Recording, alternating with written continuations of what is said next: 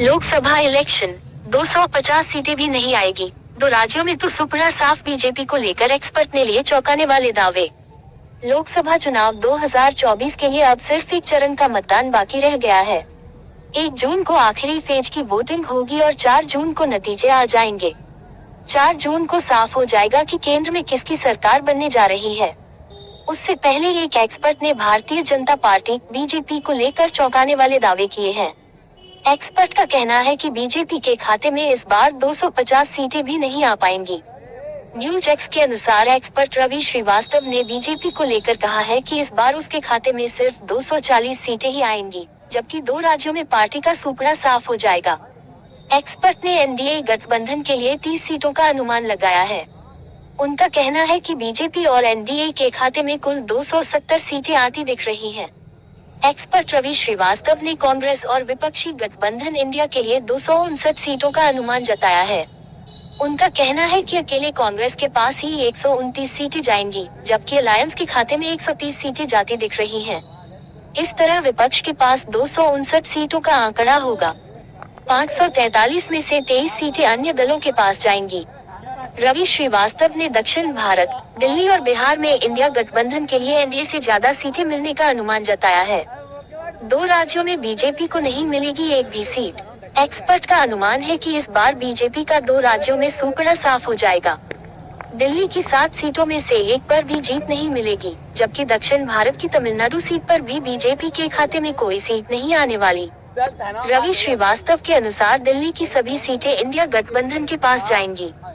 कांग्रेस को 3 और आम आदमी पार्टी आप को 4 सीटों पर जीत मिलेगी।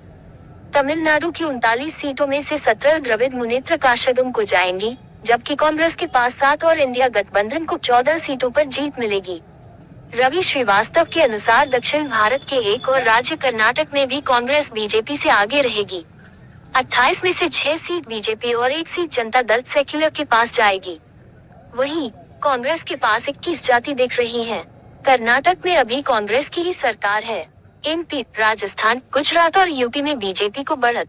एक्सपर्ट रवि श्रीवास्तव के अनुसार मध्य प्रदेश, राजस्थान, गुजरात और उत्तर प्रदेश में बीजेपी की सीटों का आंकड़ा कांग्रेस से ज्यादा रहेगा। एमपी की 29 में से 17, राजस्थान की 25 में से 17, गुजरात की 26 में से 18 और उत्तर प्रदेश की 80 में से 54 सीटों पर बीजेपी को जीत मिल सकती है। हालांकि एक्सपर्ट का ये भी कहना है कि यूपी में पिछली बार के मुकाबले बीजेपी की सीटें कम हो सकती हैं। वहीं एनडीए के पास 32 सीटें जा सकती हैं। एमपी में कांग्रेस को 10, राजस्थान में 8, गुजरात में 7 और उत्तर प्रदेश में 10 सीटों पर जीत मिल सकती है।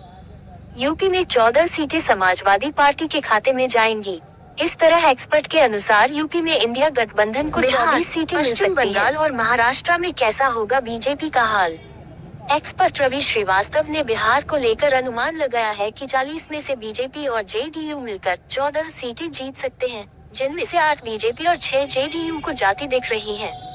एक्सपर्ट के अनुसार सबसे ज्यादा सीटें राष्ट्रीय जनता दल आरजेडी को मिलने का अनुमान है। उसके खाते में 16 सीटें जा सकती हैं।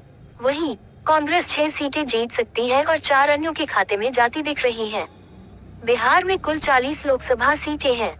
बिहार की 40 में से 22 सीटें इंडिया गठबंधन के खाते में जाने का अनुमान है।